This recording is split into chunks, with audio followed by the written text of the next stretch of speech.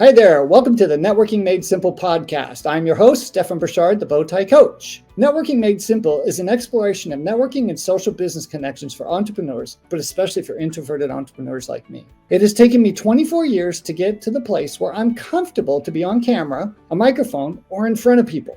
My journey is far from over. I have the same challenges I have always had as an introvert. I have just learned how to leverage those introverted traits into positive tools for building business relationships. This podcast is an exploration and sharing of those 24 years of experience, mistakes, and learnings. I will alternate between sharing from my own experiences and interviewing other entrepreneurs to learn from their journey. I hope you enjoyed this episode. Hey there, welcome to Networking Made Simple, the podcast that demystifies the art of networking, especially for introverted entrepreneurs. Let's meet our guest today, who's going to share his wisdom and experience with us. So, welcome Richard LaFerrier, our financial planner.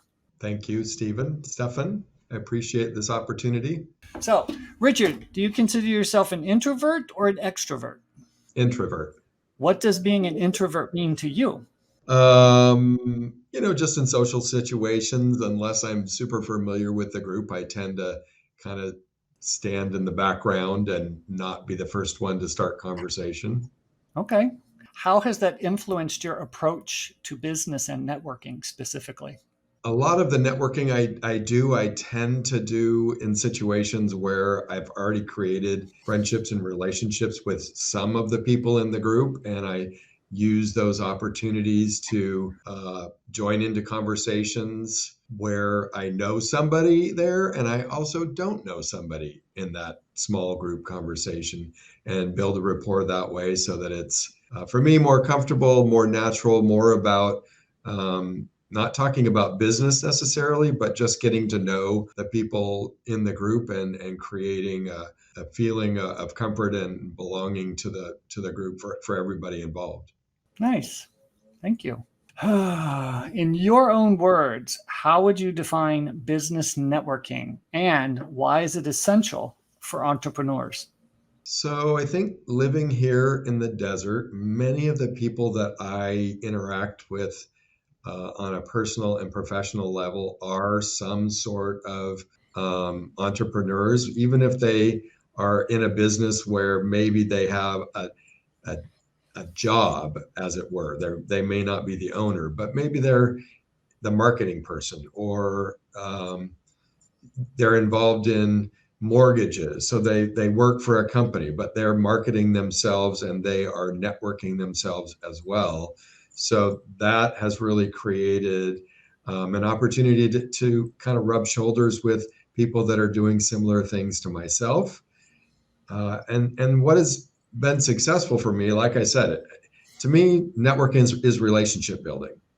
Excellent. Nobody wants to work with somebody that they don't like. Yes. And so that has always been, whether this person is in business and I'm looking at creating them as a business client, or whether they are an individual and I'm looking at an individual client relationship. It's the same thing. They want to like the people they're working with. That know, like, and trust thing, huh? Right. Exactly. Can you share some insights into your entrepreneurial journey and the role that networking has played in your success? Now, I happen to have insider information here that you were not always a financial, I forgot what the word is I'm supposed to use. Advisor, correct. Thank you. Right. That's right. So this, I think, is your first entrepreneurial journey. Is that correct? I've done different things in my past. Owned an apartment building. Definitely was an entrepreneur with that. I worked in retail for many years, was a store manager for many years, and really had to be entrepreneurial in that as well, as the retail industry was changing, and learn how to grow the business, how to staff the business, all of the pieces that are necessary to run a business, from the P&L to advertising. So I've done all those kinds of things, but you're right. I did it for other companies. It wasn't my own company, other than the apartment building, which was my own company. So I had to market that and advertise it and try to bring in the right clients to make a good fit for the property. Um, and over the years, I've done a variety of different things. I've worked as a buyer for a local retail store here in town and had to learn what my clients were interested in by spending time on the sales floor, talking to them, getting guidance from them on the things they liked and the things they didn't like. So when we went on a buying trip, we were looking for those kinds of things that would add to the items that were already successful in the store, but would fit into that kind of that specific market. Nice. Reflecting on your experience as an introvert, what are some of the specific challenges you encounter in networking, and what strategies do you employ to overcome these challenges? So I'll give you an example. One of the things that is part of my networking plan has been doing recreational activities. Nice. As you know, in Palm Springs, it's a big pool party town. So that has been one of the main ways that I have connected with people that I didn't know through people that I did know and created those relationships. Well, you can only do that for so long. And when you run in a circle that it's similar people coming to the events that you're going to, you kind of, as it were, drain the pool of new potential prospects and clients. So one of the things that I've done is added pickleball to my plans for networking. But the challenge I've had is I'm not very good at it. So right now I'm working with a coach to get better, and then we'll play pickleball here in the local parks where a lot of pickleball tournaments go on, and create an opportunity for me to get in front of different people than I'm currently in front of. And I think that that's the key. As one well starts to dry up, what's the next well that you're going to work from? That's awesome. So you brought something up that I want to probe into a tiny little bit. So you had said you are working with the coach. So what does the coach bring to the table for you, and are they holding you accountable for certain things? I mean, how is, because there's so many different types of coaching, and that's why I'm asking. Yeah. So I think that the kind of coach that I'm talking about is different than maybe what you were thinking of. But the coach that I'm using is to help me feel more comfortable to be able to jump into, if somebody needs a player, I can jump in and play because my skill level as a pickleball enthusiast is at a level that I can play with multiple groups of people. So just strengthening my ability to play pickleball gives me the confidence to be able to sit on the bench outside and wait for an opportunity where I might be there by myself and somebody needs a fourth person, or there's somebody there by themselves and there's an empty court and they want to play, one-on-one. So that just creates that ability that I'm comfortable playing pickleball at a high enough level that I may not be an expert, but I'm not going to be taking their game down, as it were. Okay. So is this like a sports coach? Yes. Okay, cool. What practical advice would you offer an introverted entrepreneur who aspires to excel at networking and make meaningful connections?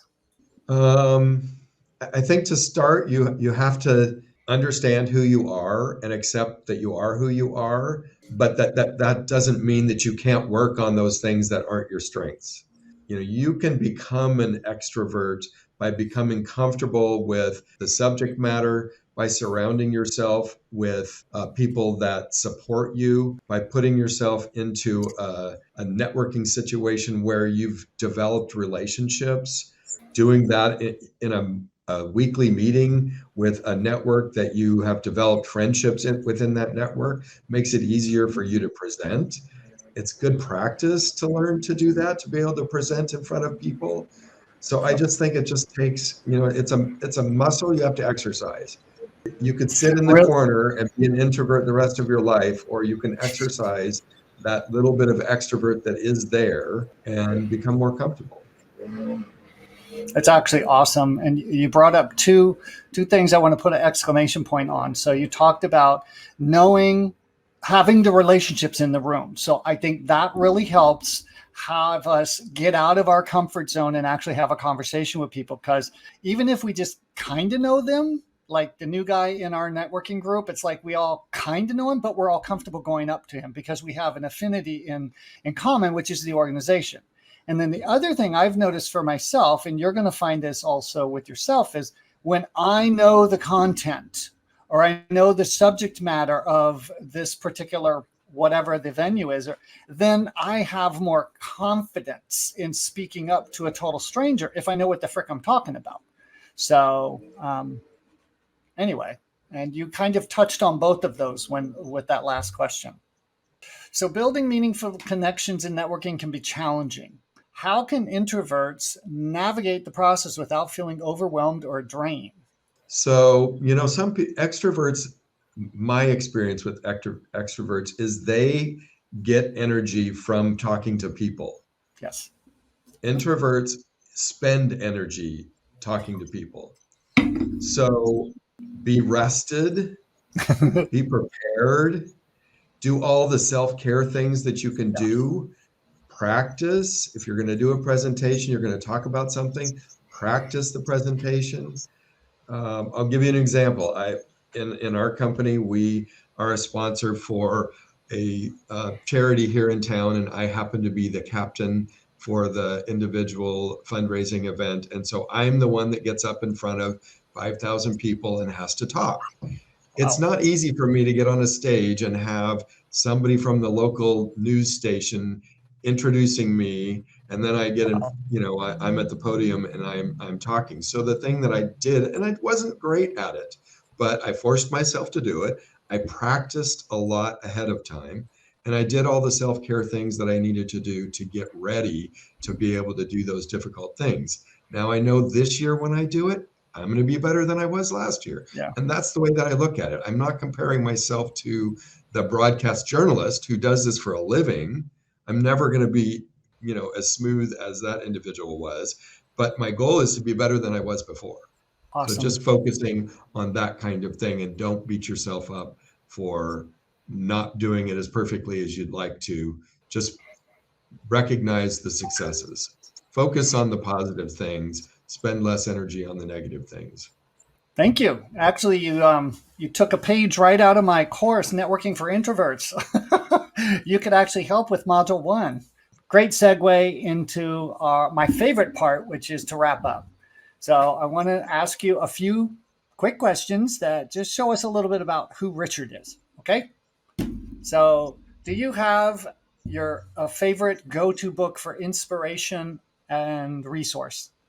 I don't know that I have a favorite, but the one thing that I do really enjoy doing, I spend a fair amount of time.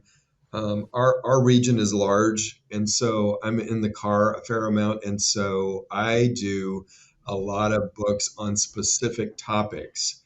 I recently took a college course for a designation that I wanted, and it recommended a specific book to do more deep diving, and it had to do with having conversations with clients about how to get them to do what's best for them, to invest the amount of money that they need to invest depending on the age that they are. It's a book called Nudging, and so it was very interesting.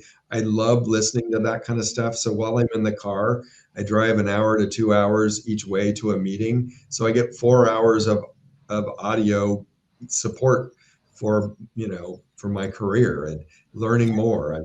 I'm doing a book right now called The Elite Advisor, which has got just some amazing stuff in it. Nice. That, for instance, which kind of goes into the next question, talks about how you take care of yourself, get up in the morning, exercise, creates more energy. If you have more energy in your personal life, you're going to have more energy in your work situation, and you'll be more successful. And they gave some specific examples of different things that people did.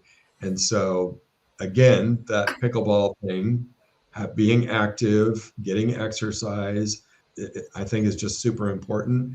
I do start my day by getting up and not racing around the house. I like to get my thoughts in order. I open up my iPad and see what's on the agenda for the day, what clients I'm meeting with, if there's any. Our company is in central time zone, so usually there's alerts that have come through before I even get to the office. So it's a great way to kind of check those things out and kind of in my mind start my day off. When I walk in, uh, I spend 15 minutes with my assistant every morning, and we go through what's going on for the day, what's on her activity list, if we have clients that need to drop by for one thing or the other, what that's going to be like. Right now, we're having a new printer installed, so that's something that we talked about this morning. So it's just having that agenda and having that plan in place. When I come back from lunch, we always do an update, as well as every client meeting. When we get done with the client meeting, we get together and do a recap. We go over everything that needs to be done, what's my responsibility, the things that she's taking care of, and what those timelines look like. Nice. How do you decompress at the end of the day? Some of that activity thing. I live close to downtown, so I like to get home from work and put on some tennis shoes and do a loop through downtown, see if I can't get. I have a goal for how many steps I want to do a day, and so I try to make sure that in the afternoon that I get that done and get those steps in so that I'm feeling. First of all, it's fun to just go through town and see people. Yeah.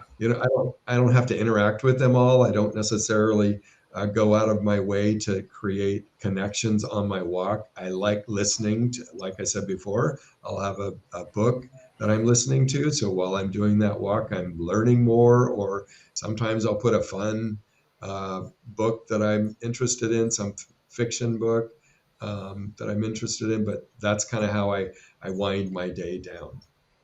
Excellent. So the last question is, how can people get in touch with you? So I can put it in the show notes. So I can put your name, your cell phone, and a generic email. Is that correct? We can put the office phone number in there. That's fine. I don't have a generic email that I can get client contacts through, but they certainly can call the office. Okay, so they can call. If you do a search for financial advisors in Palm Springs and you type in my name, obviously my website's going to come up. That has a direct link so that you can send in a request to have a conversation. Excellent.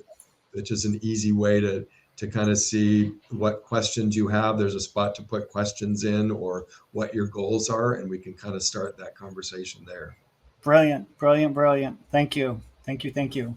Richard, thank you so much for taking the time to entertain being one of my first guests on my podcast. I really appreciate it. So thank you very much for your time. Well, thank you. I appreciate you doing this for me. Awesome. Have a great day. To learn more about Networking Made Simple, make sure to subscribe and leave us a review. Hey, you may even enjoy my YouTube channel at Bowtie Coach. Thanks for listening, and I hope you'll join me on the next episode. Bye.